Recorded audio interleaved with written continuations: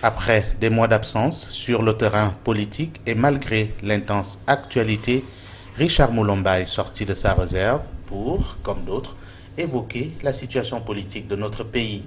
Il a bien fallu saisir l'occasion de la célébration du 3e anniversaire de cette formation politique pour effectivement se prononcer sur l'avenir du parti, sur l'avenir du Gabon, mais surtout sur l'implication de l'Alliance pour la nouvelle renaissance dans cette quête de libération nationale en mettant en place des institutions fortes.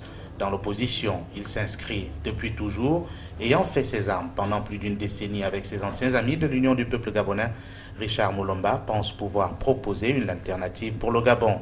Dans une salle comble du 5e arrondissement de Libreville, on peut le dire, dans un discours long et ponctué de symboles, le président de l'ARENA a démontré que le Gabon a besoin d'une nouvelle forme de gouvernance qui garantirait des chances équitables à tous les citoyens ayant longtemps souffert, dira-t-il, d'un système qui a noyé pendant des décennies l'opposition, mais qui n'a pas forcément tenu compte du reste des Gabonais, à en croire les écarts criards entre les différentes couches sociales.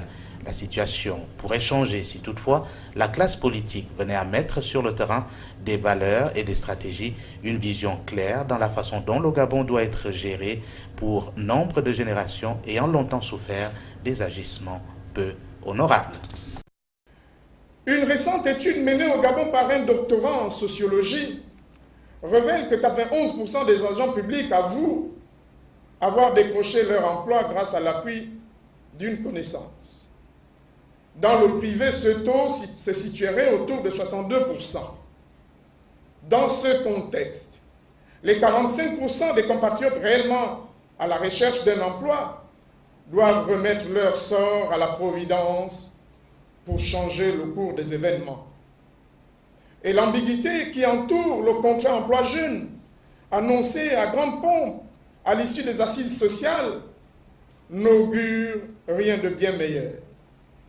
Cette annonce, au contour aussi flou qu'aléatoire, est en réalité une mesure de plus pour détourner l'attention des jeunes des vrais problèmes. En plus d'être une pâle copie de l'une des propositions phares de M. Hollande pour combattre le chômage des jeunes en France, il s'agit à l'évidence d'un des éléments du langage au service de la nouvelle stratégie politique des émergents en vue de l'élection présidentielle de 2016. Sous les tropiques, le contrat emploi jeune a été assorti d'un avilissant chantage à l'encontre des entreprises dont l'accès au marché public est désormais conditionné par le recrutement des jeunes diplômés. Cette décision abusive qui caractérise bien l'état d'esprit d'un pouvoir aux abois est d'avance vouée à l'échec. D'abord parce que ceux qui octroient les marchés publics sont les mêmes, et vous le savez, chers compatriotes, qui détiennent des intérêts colossaux dans la plupart des majors, principal adjudicataire de la commande publique. Tout le monde sait quelle famille se cache derrière ces entreprises. Ensuite, parce que le prince héritier ne décline pas les mesures d'encouragement des entreprises qui doivent faire face à des contraintes sociales, financières et concurrentielles lourdes. Enfin, parce que le seul moyen d'aider les jeunes au chômage, et d'ailleurs d'aider tous les chômeurs, c'est de faire en sorte qu'il y ait une création d'emplois, c'est-à-dire donc une relance économique. De plus, la politique d'emploi de M. Ali Bongo, si elle existe réellement, semble se focaliser sur la seule catégorie des jeunes, alors qu'elle devrait englober toutes les générations.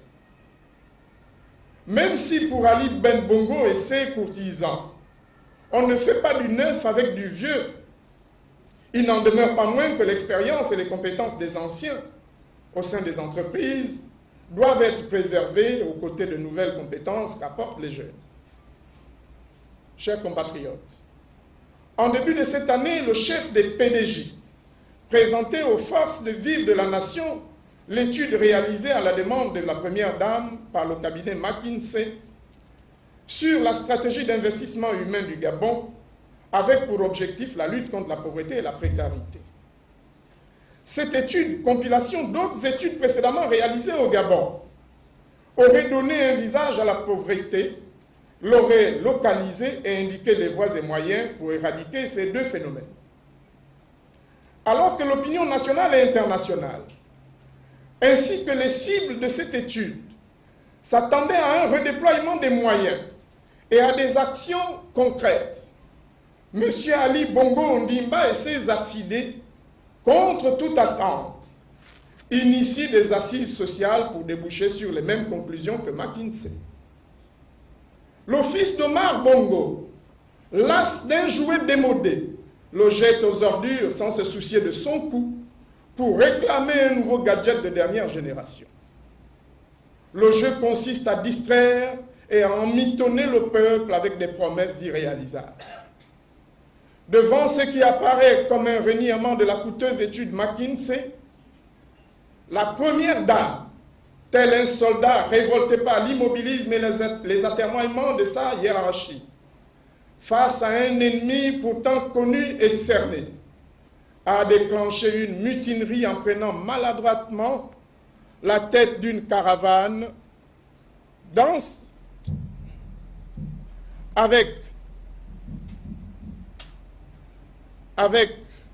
j'espère qu'on m'entend, ça passe bien? Donc, avec dans sa soute à bagages des dons, encore des dons, toujours des dons, rien que des dons pour soulager ponctuellement des populations à l'intérieur du pays. En agissant en lieu et place des ministères compétents, celle qui n'a aucun statut officiel dans notre architecture institutionnelle s'est inscrite dans une logique en totale contradiction avec la stratégie d'investissement humain du Gabon, pourtant commanditée par elle-même. Car en pérennisant de telles pratiques, Dame Sylvia Bongo tord le cou à l'autonomisation des personnes économiquement faibles. Ce cafouillage au cœur du pouvoir illustre l'affolement qui s'empare petit à petit de nos dirigeants. Et le rythme de la frayeur va s'accélérer au fur et à mesure que 2016 poindra à l'horizon. Chers compatriotes, la troisième édition du New York Forum Africa, qu'il convient désormais d'appeler le New York Forum Gabon, du 24 au 25 mai 2014, participe de cette logique de saupoudrage et de duperie de l'opinion nationale. En dépit de la désapprobation générale, l'héritier de la dynastie Bongo persiste et signe en finançant pour la 3e année consécutive une messe dont les véritables retombées pour le pays relèvent encore de l'ésotérisme. Selon les propos du ministre porte-parole du gouvernement, le énième caprice de l'enfant gâté d'Omar Bongo est entièrement pris en charge par l'État gabonais. 80% de ce financement resterait au Gabon sous la forme de frais d'hôtel, de transport et de restauration. Mais Madame le ministre oublie de nous donner, entre autres, les montants cumulés des 3 éditions pour que l'on mesure la portée des 80%. Elle occulte également le nombre d'entreprises et d'emplois créés à l'issue de ces 3 années, ainsi que les lignes budgétaires qui ont permis de financer tous ces événements. Tout comme elle ne nous renseigne nullement sur les retombées de ces grands-messes sur notre administration tant publique que privée. Son silence sur ces aspects importants cache en réalité la gêne que génère cette villégiature offerte gracieusement à des lobbyistes insatiables. Une nouvelle renaissance, c'est le moins qu'on puisse dire, mais cela doit se faire avec les fils et filles du Gabon, pense le président Richard Moulomba, qui propose une alternative, celle qui consiste bien sûr à se mettre en discussion pour taire non seulement les égos, les guerres de leadership, mais les divergences qui ont longtemps écorné les rapports entre les Gabonais, entre les membres de la classe politique de manière générale et ceux de la classe sociétale, bien entendu. Comment voulez-vous que sans discuter, quelqu'un qui a perdu son père à cause d'un certain monsieur puisse discuter avec lui sans avoir parlé de cet incident? Il faut vider le sac. C'est ce qu'on a fait au Rwanda. Il faut qu'on parle, il faut qu'on discute. S'il faut qu'on se casse la gueule, on le fera. Mais il faut qu'on parle si on doit finir par se pardonner. Il faut se référer à la Bible. La troisième étape, c'est que ces gens, soit parce qu'ils ont été brutaux, parce qu'il y en a qui l'ont été, soit parce qu'ils ont pillé financièrement le pays, détourné les fonds, ont causé la mort de beaucoup de Gabonais. Ils doivent donc commencer par faire une confession et demander une repentance. La confession a l'avantage de dire j'ai fait, j'ai fait, j'ai fait. La repentance a deux éléments importants. Je reconnais que ce que j'ai fait est mauvais et je m'engage devant Dieu à ne plus refaire. Parce que, et là je vais emprunter chez les philosophes, il y a un philosophe qui disait que toute personne qui ne regrette pas son passé est toujours prompte à le reproduire. Donc si tu ne demandes pas pardon, c'est que tu ne regrettes pas. Et ce que je constate, c'est que tous ceux qui quittent le PDG, aucun d'eux n'a dénoncé le système Bongo. Personne n'a dit que le système Bongo est mauvais. Mais c'est le système Bongo qui est le mal du Gabon. Ali est venu s'ajouter. Ali est du système. Ali n'est qu'une pièce dans le système. Le système est le même depuis 1968. Le système Bongo est le mal du Gabon. Si on ne reconnaît pas que ce système est mauvais, mais comment je peux te faire confiance? Nous nous sommes fait mutuellement du mal. Il faut qu'on se parle pour se pardonner. Il faut qu'on vide nos actes. Il n'est plus important aujourd'hui de se disperser, pense le président de l'ARENA. La solution est détenue par les Gabonais eux-mêmes qui doivent comprendre qu'il ne faut surtout pas céder à la résignation. Beaucoup de Gabonais ont intérêt à ce que l'histoire de notre pays soit triturée, ne soit pas connue. Beaucoup aiment nager dans le faux. Parce que, à la place de l'histoire, ils veulent qu'on raconte des histoires. Et les histoires, c'est fait pour distraire. Il n'y a aucune vérité dedans. Et c'est ainsi qu'on a amené une nouvelle notion de bons bandits et de mauvais bandits. De bons voleurs et de mauvais voleurs. De bons assassins et de mauvais assassins. Mais depuis quand un assassin est-il bon? Un voleur est bon.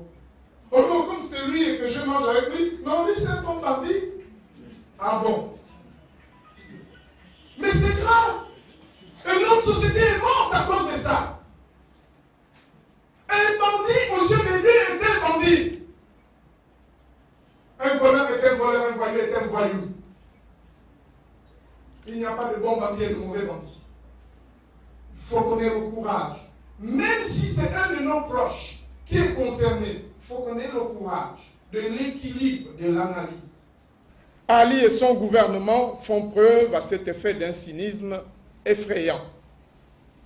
Cette logique a guidé la décision de prise en charge des obsèques de compatriotes tragiquement disparus à la suite des derniers éboulements qui se sont produits dans plusieurs quartiers sous-intégrés de Libreville. Si cet acte de solidarité a soulagé une famille éplorée, il n'occulte pas l'absence de politique en matière de prévention de ces accidents. L'équipe Onaondo n'a annoncé aucune mesure pour prévenir d'autres accidents.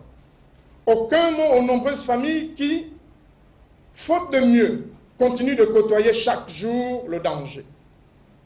Nos gouvernants, dépassés par les événements, attendent d'autres morts pour leur prise en charge, et ainsi de suite, ad vinam aeternam. Ils ont choisi de réagir plutôt que d'agir, subir plutôt que d'anticiper. Bref, notre gouvernement s'est approprié de la meilleure manière qui soit le gabonisme qui, face à une impasse, exprime si fort une résignation.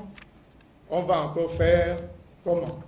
Les assassinats, les enlèvements avec demande de rançon, les empoisonnements, les agressions connaissent une montée exponentielle. La violence connaît même un glissement progressif de la rue vers les domiciles privés. Quoique la lutte contre l'insécurité semble avoir été reléguée à la périphérie des préoccupations du groupe sélectif des émergents, l'ARENA demande à l'équipe gouvernementale de sortir instamment de sa résignation pour mieux organiser ce secteur très sensible. Les prochains jours seront déterminants pour le Gabon et pour l'ensemble de la classe politique, tant de l'opposition que de la majorité, étant toute la classe politique doit prendre conscience que le changement de système est un passage obligé dans toutes les civilisations et les pays du monde. À cela, le président de l'ARENA dira haro à l'aliénation des libertés et des valeurs aussi bien républicaines qu'identitaires.